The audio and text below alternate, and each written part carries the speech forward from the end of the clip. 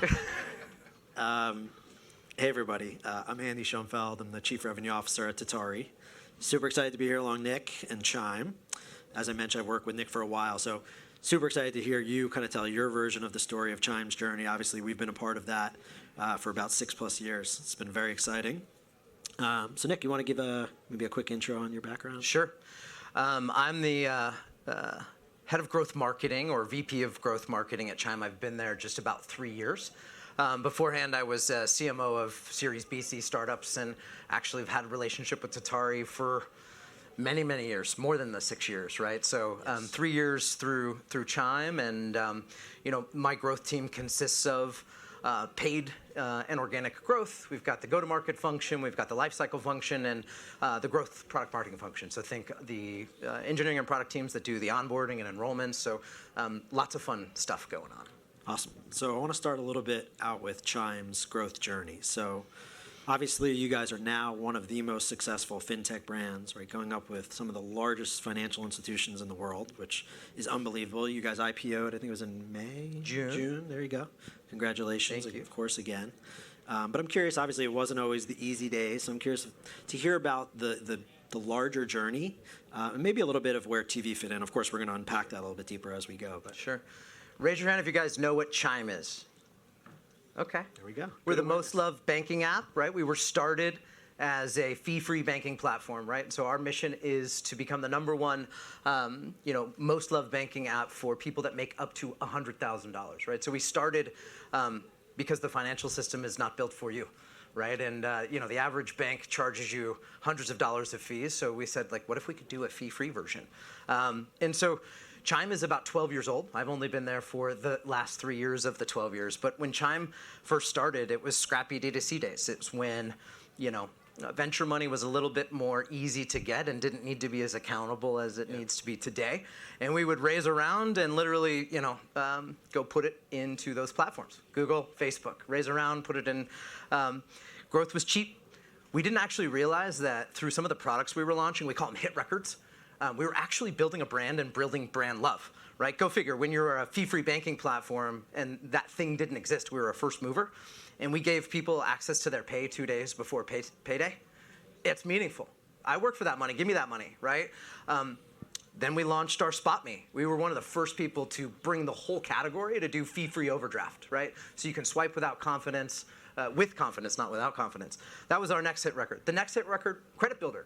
We innovated a secured credit card. It feels like a debit card, and you can build credit with your own money without a security deposit. Little did we know, we were building this crazy NPS that's better than any industry, and we did it organically through building the right products and doing right by our members. At the same time, our media team was not sophisticated. We were growing. So it was awesome. Then the pandemic hits. Guess what happens? Another exponential growth period for us. Why? Because we were the fee-free banking platform that gave you access to your money without all the BS and fees and gave it to you early. So we were helping people get their stimulus checks before, and we would front some of it, right? So we were really, really thoughtful there. Once the pandemic subsided, our growth started slowing, and the traditional media stuff and feeding those platforms didn't work the same, right? And even some of the TV stuff we were starting to do, right? News and politics was really easy and good and worked well for us when Joe was running against Trump, right? Everyone was watching the news. Right. And we had to find a different way. We had to rethink our portfolio. And so that's when really TV came into the mix for us. And it wasn't necessarily like a brand tax. It was a channel that we thought about like we did our performance channels, right? How do you start and think of it and holding it accountable and then move our way up the funnel? And I'll tell you a little bit about how we did that in a sec. Yeah, no, I'd love to hear. Obviously, after the pandemic, you guys went even heavier on TV. So I'm curious, was that the inflection point when you guys went from kind of experiment on TV to being a very large TV advertiser and it being the bulk of your spend? I think so. I mean, at first, when growth stops working, you have to expand your portfolio, right? Think about how do I, think beyond just these DR last click channels, and how do you think about expanding? So that's something that I've done my whole career. Go in and expand. You go from 3 channels to 15 channels, right? And you understand the role of each of these channels. The way we're able to do it with TV is we treated it like it was a measurable channel first and then moved our way up the funnel, right? So we could see the spike, right, in our Tatari dashboard when we would air an ad. We could see it in our Google Analytics. We could tag all the way through an enrollment so we could quantify what that medium was doing. Then we threw in the how do you hear about a survey that everybody does, right? And we started looking at attributing back to our TV spend. Then we started doing a brand tracker. Everyone's like, what's a brand tracker at Chime? So 3 years ago, my boss came in, and he came in about 6 months before I did, and we're talking about a brand tracker. And they're like, what's a brand tracker, right? And so we very intentionally, when we walked in, growth was so upside down that we found a way to get it much more efficient through building out this portfolio, and some of it being some of this TV stuff. But what we did is we actually carved out some of the money from the efficiency that we gained in our performance portfolio and put it in brand. And we didn't tell anyone, right? We're growth people. We're accountable for a budget and a return and a CAC, right? LTV to CAC thresholds. So we actually built the brand without telling anyone. And we'd already had all this amazing brand love, right? Everyone knew us for fee-free banking, liquidity, credit building. We'd done these kind of point solutions. And now it was time to start telling an ecosystem story at the top of the funnel, which we're doing in TV. And it's funny, my boss is our CMO, Vineet, and he jokes and says, all these D2C brands end up in this DR valley of death, right? It's when you try to squeeze water from the stone of all these DR last click measures. And I'm proud to say I might have maybe worked at some of these companies until I came to Chime, and I'm learning. And what was cool is we didn't just say, I need $30 million to do brand. We found our way through efficiency and taught the business how brand works. And we're still teaching the business the role of brand throughout the funnel. And it's not all the same measures and metrics. It's a combination of a bunch of things that we'll get into. Yeah, for sure. And I want to maybe switch gears a little bit to hearing a little bit more about your evolution with us at Tatari. But of course, with that, right, a lot of marketers still use kind of traditional agencies, maybe some of the legacy agencies, the holdcos, and you guys chose a different path. A lot of it was in-housing and the way you structured your business internally. But I'm curious, what was missing in that model for you guys at Chime that didn't work? Look, I grew up in that world. I started as a media buyer at Y&R, and then I went to OMD, and it was all about GRPs and CPPs and martini lunches. I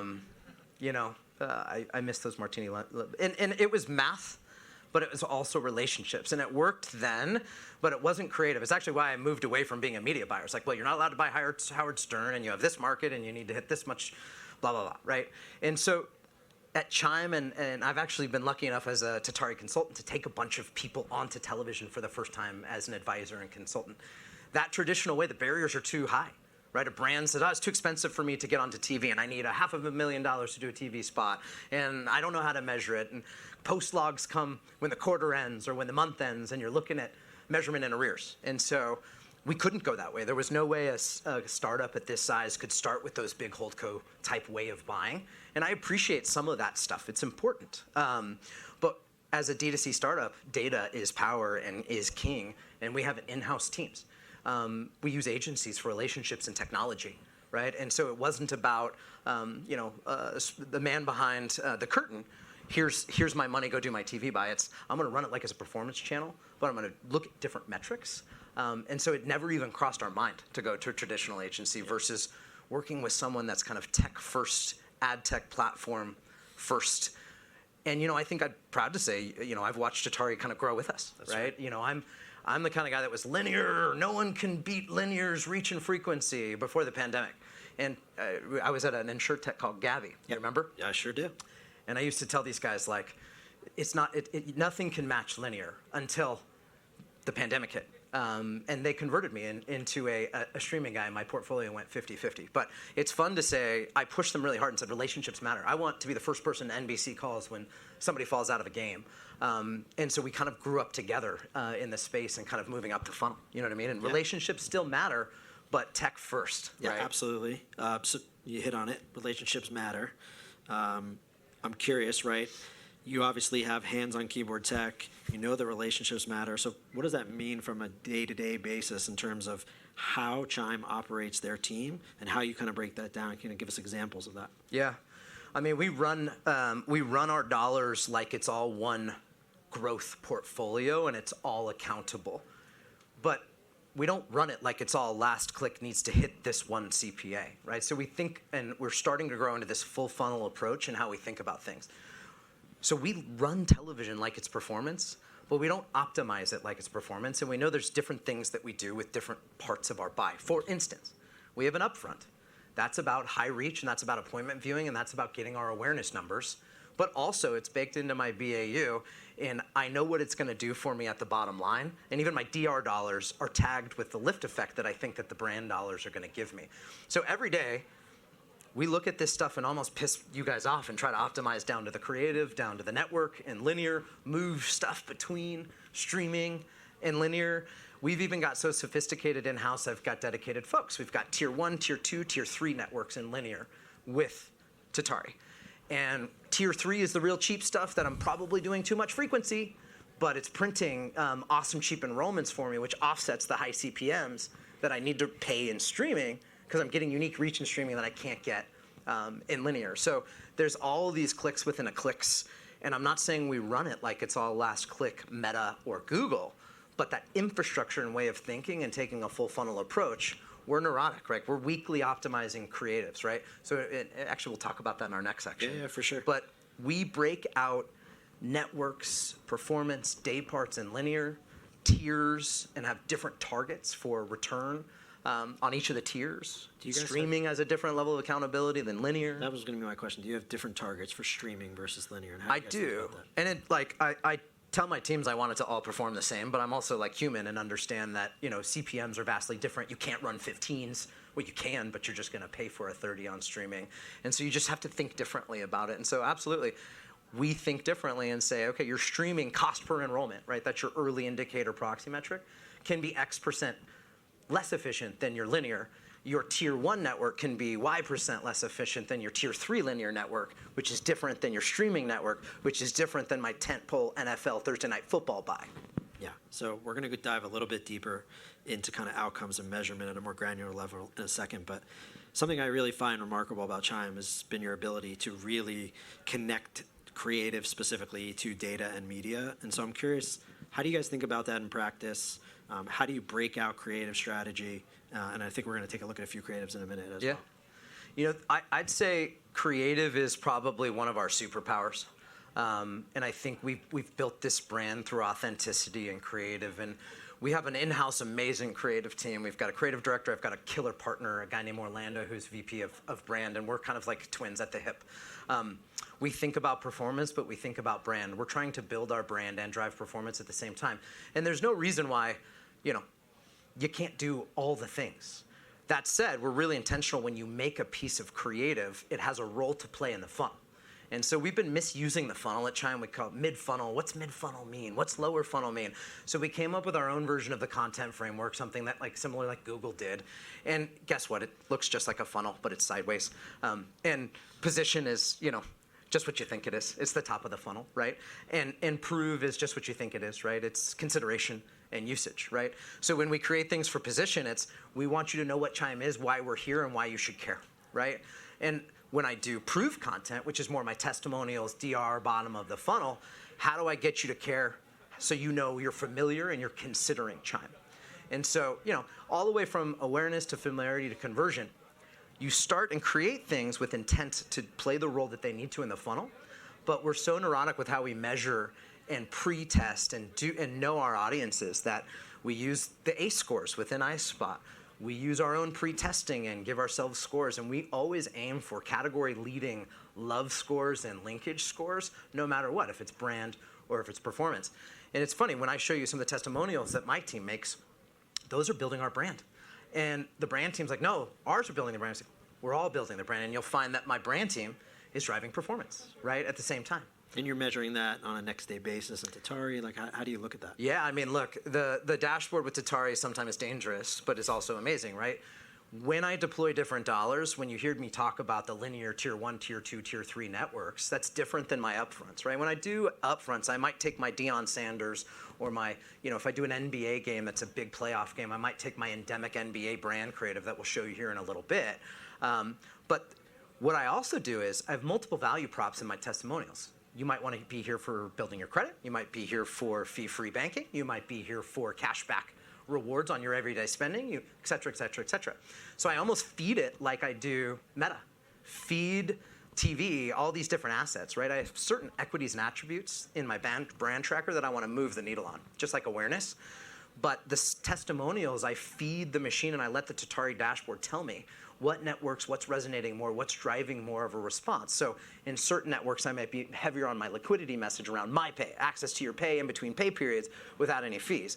Where in some networks that might skew a different audience, it's about build your credit risk-free with this awesome Chime card. Love it.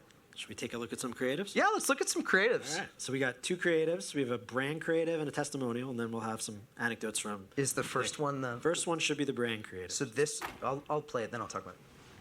Hand down, man down. A fee-free withdrawal? Spectacular. Thanks. Mark Jackson. We got another one. Talk about a pro's pro. Magnificent. See, that's just beautiful banking. No catchphrase? You got to bank through Chime to get a catchphrase. Well, but... Not now. My man is building his credit score with everyday purchases. 75 points up in 6 months.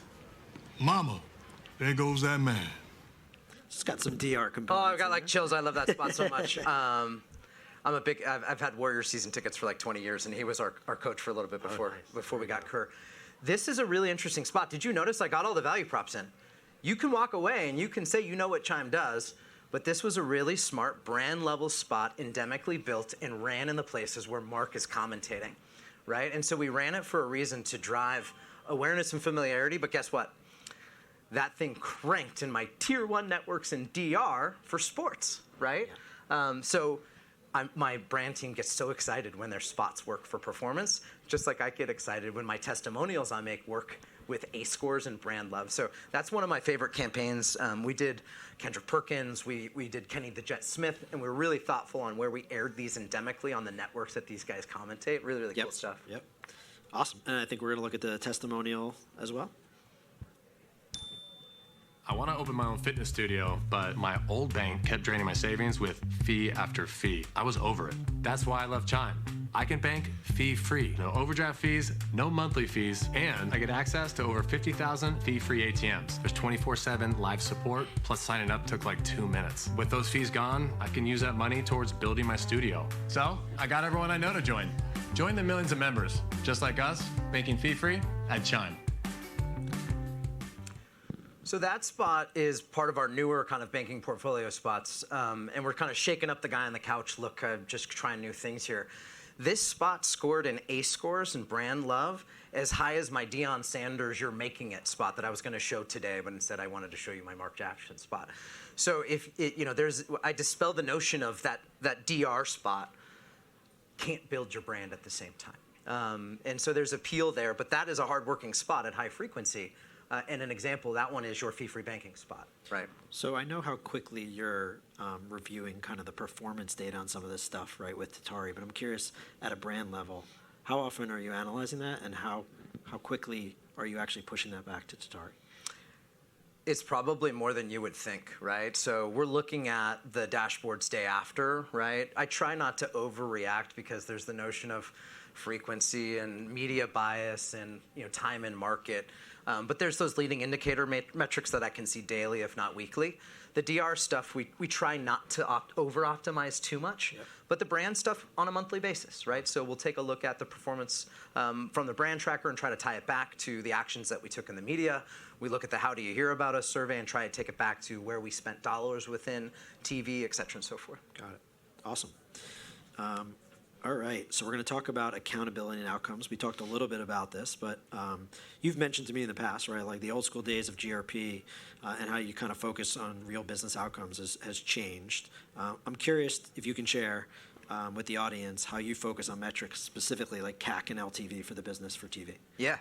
I mean, my whole job is I have a budget and I have to hit a number, right? And baked into the number of new primary account bank members that we've got, I have a certain cost per acquisition, which is predicated on a CAC to LTV threshold, right? So I have an aggregate target, right? And then it's my job and my team's job to figure out how do you hit that target? How do you build your brand and drive performance? How do you fill the water spigot and capture that demand all at the same time? So it's a bunch of art and science. And we do upfronts with TV, and I put the dollars differently into my annualized way. And I think, so I almost take my upfront dollars and bake them in and throughout my full year into my CAC.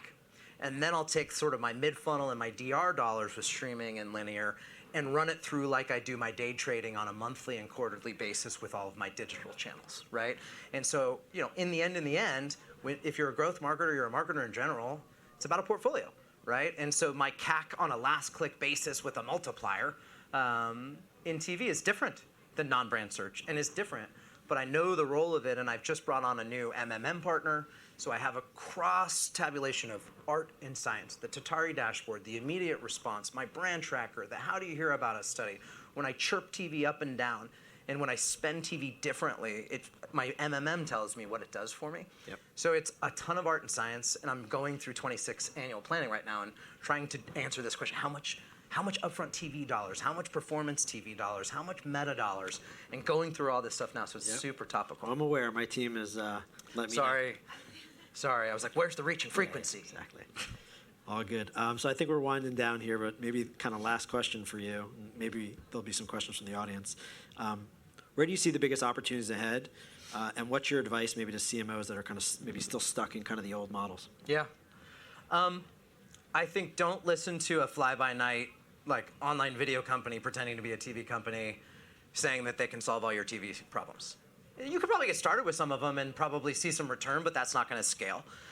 I also think like paying attention to streaming differently is something everyone's got to do. The CPMs are higher, you can't run 15s, but the industry is moving there. I think the rates might follow as the audience follows. I see like NBC doing this really interesting stuff with NFL and saying it's Peacock first. So I think don't sleep on streaming. I know that the eyeballs came, but I think it's less flexible, it's harder to buy, it's less accountable. I think that's all going to evolve over time, at least I hope it does. Also, I think the winners are going to marry data, technology, and relationships. If anyone tries to tell you relationships don't matter, they're full of it. And if anyone tells you can programmatically do television for the rest of your life, they're full of it. Should you do some programmatic? Absolutely. Is that the one, one size fits all? No, it's not. And then the one thing, two other things. One is, I think you kind of got the note, but like creative really matters, right? And I was a CMO of a startup before this where it was just dirty DR, founder, hey, I'm Nick, we created this thing. And I tried to beat it 100 times.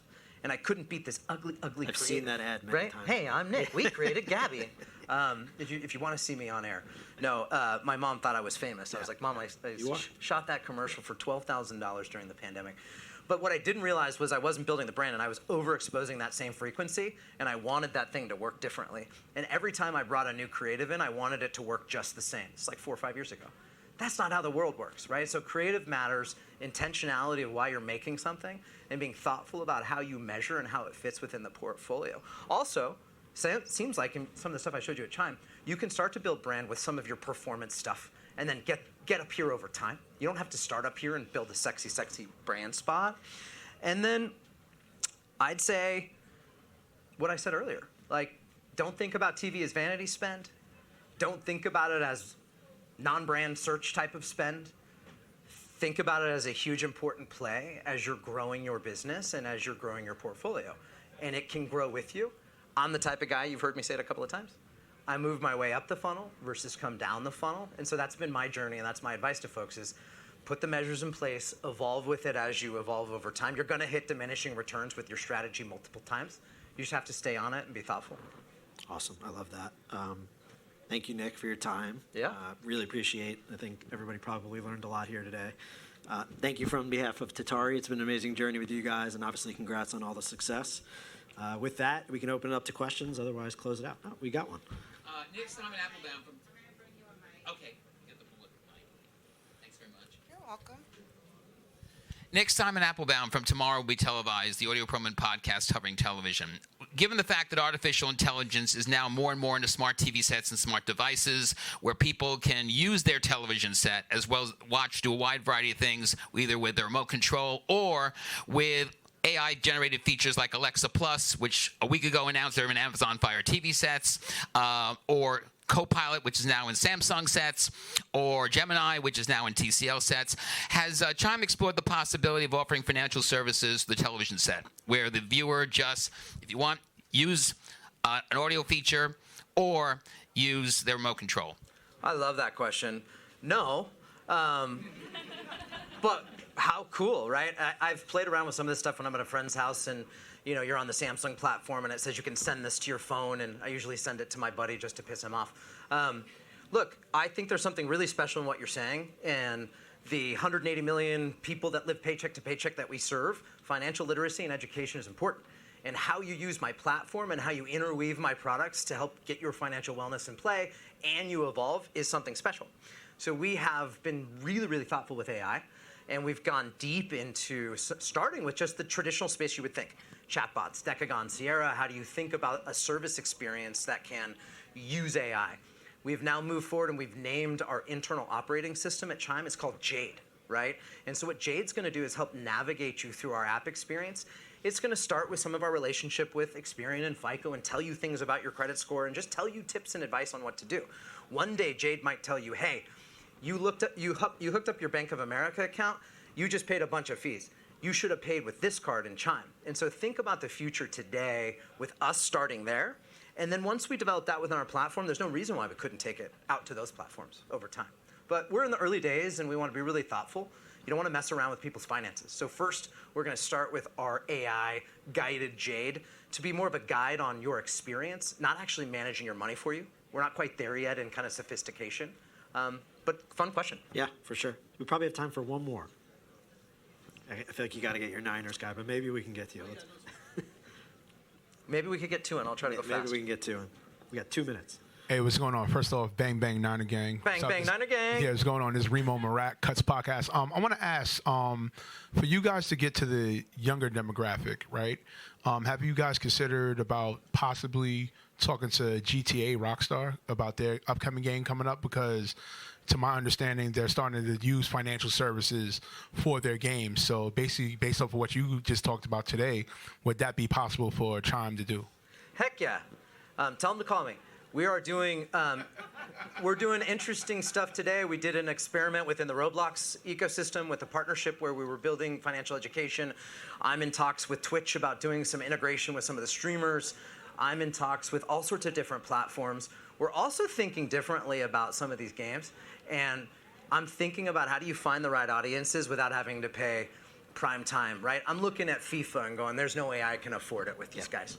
What if I go to EA and talk about doing sponsorship inside the game? Don't go do that, guys. I'm trying to do that, right? But I think there's fun opportunity. The thing with us too is like, I want to make financial education fun and entertaining, not boring. And I don't think anyone's cracked that code yet. And so we want to be really thoughtful with how we're doing it. 1 minute.